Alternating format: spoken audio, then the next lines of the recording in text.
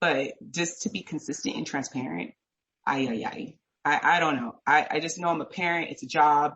Quit putting my passion into every little nook and cranny. But when it comes to them, I would do anything for my children, just like I'm sure any other parent in this space would. Like, really, I have to come to sorry, it's probably too much, but I have to come to the office to work on my computer, from my desk at the computer, while I got to figure out childcare when I could be watching them from here. Same with my special needs brother. He cannot be left alone. I have documentation from doctors. He cannot. Not that that's anyone's problem, but just giving an example, there are certain cases, and when we address and bring up our case, it's not taken into consideration because we don't want other people to feel, I don't know what we're trying to appease. I don't know what that is. So. Thank you, Bianca. Again, we appreciate the transparency and we appreciate you. It takes courage to talk about all this and bringing it up. Thank you.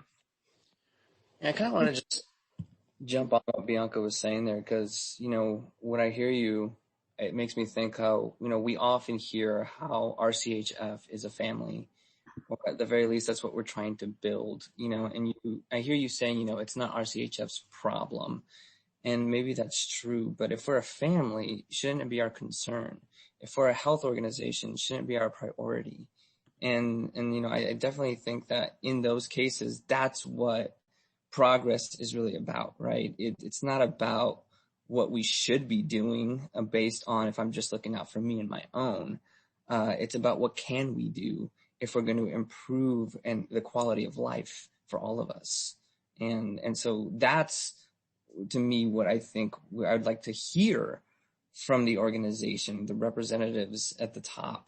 That's what I would like to see starting to transpire. And like you were saying, Bianca, earlier on in the pandemic, we saw some of that, right? Like as a parent, I got to say, okay, yeah, those who have children, if you want to work more flexible hours, you can talk to us. We started to see some of those opportunities come into place. And I think that here lately in the last couple of weeks, right, there has been some kind of confusion and really just kind of thrown about of like, where did that go? Why does that have to leave so suddenly? Why can't that start being more of a long-term solution in some aspects, right?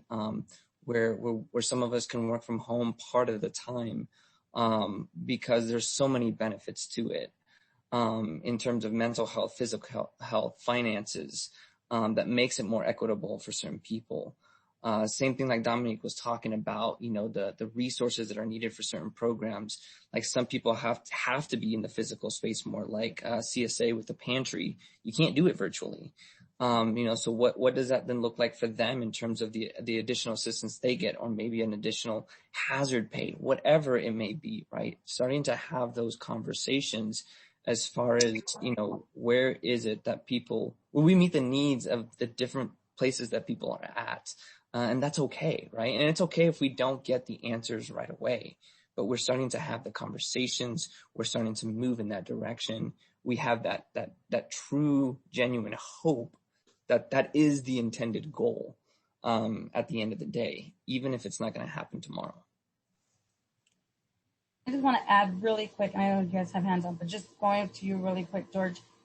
And I think the reason why too is because the foundation has this high standards on how the community sees us, and sometimes it feels like as employees, you go back, let's just make sure we look good for the community, then we'll deal with you guys later.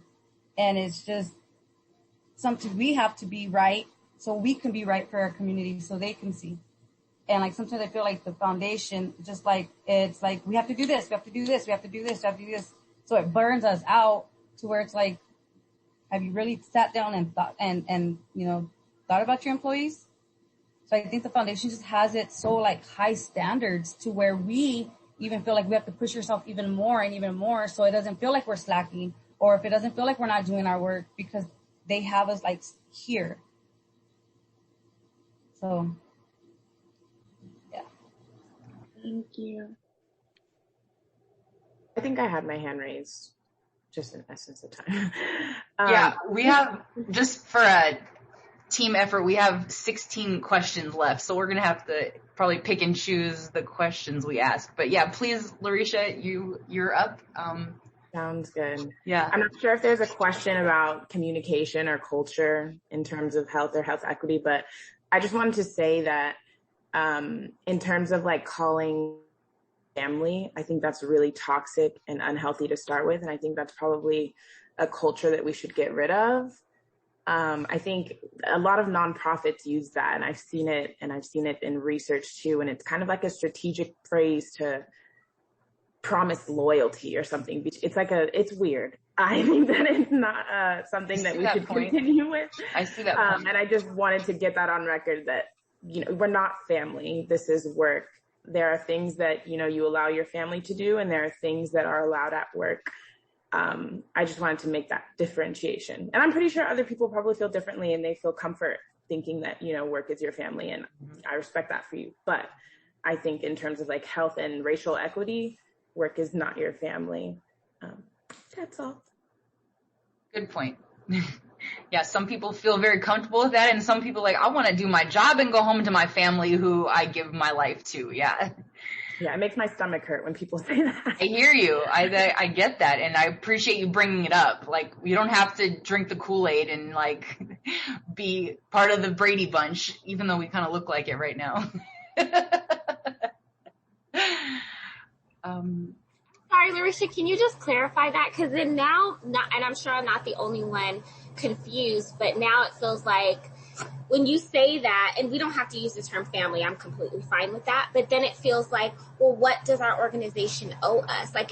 Are we getting special treatment when it's I'm asking because I'm a single mom and I may need some more time to get to work, or I need some help because I can't access the insurance? Is it well, oh, well, even the therapy comment that I brought up, because it's, we're not a family. What do they get to do and what do they not get to do? What is doing too much because this is still a job, and what is no, this should be required. So that I'm sure everyone is kind of confused with that as well. Yeah, I think that's a valid gray area, and that's probably something that should be differentiated. What do we expect from them in terms of race and health equity, and what is not expected? You're probably not, some people probably think differently on this, but you're not going to fire your mom if you know that she doesn't have her next meal, right? There are certain things that you do for family, and then there are certain things that are business. They're going to fire you if you're not performing. Some people for family, they're not going to make that type of cutoff, but your job might. Some aunts and uncles aren't going to cut you off for saying certain things or communicating with them a certain way. Some jobs will. And when you say we're a family, that just gives people comfort. And it's oh, well, I can, do all of these things and you care for me. And, there's kind of this emotional aspect to it too. But then there's also that piece of this is work and you can get fired. And, there are certain expectations.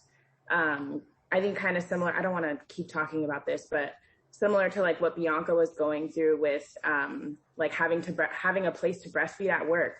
I remember when I was getting a tour of the office, and they showed me Pink Ribbon Place. They were if you're ever pregnant and you need to breastfeed, there's this room down here. I had a completely different experience than she did. So when I'm hearing that story, I'm some people are being treated like family and some people aren't. What's the narrative and what's the culture? Pedro, did you want to add something? Yes, I'll be brief. I want to apologize to Amairani because I know she wants to keep us on point with the questions. But as you can tell, this is a dynamic conversation, and sometimes it's hard to constrain the conversation to the questions that are queued up, because as people express themselves, other thoughts come into your mind, and you want to address those as well. And so I apologize ahead of time that I'm going to go back to a previous question that dealt with solution. Please do. And in my opinion,